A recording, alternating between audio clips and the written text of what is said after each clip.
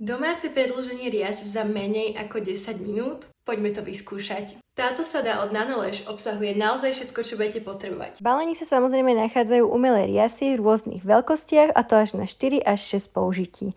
Okrem iného tu nájdete aj bonder, ďalej sealer, aplikátor a remover. Tak poďme rovno na to.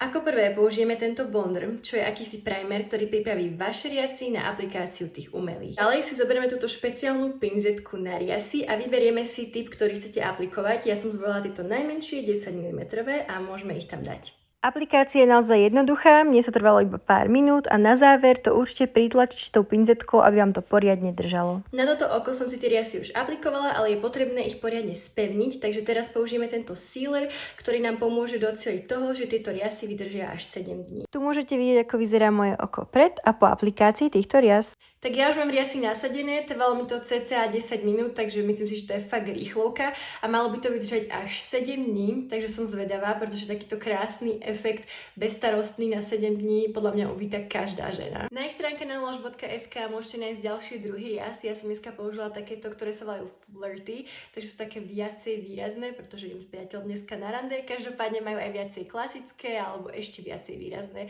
takže si určite každý vyberie. Tak neváhajte a choďte si aj vy pre vašu sadu na domáce použitie umelých rias na nanolež.sk.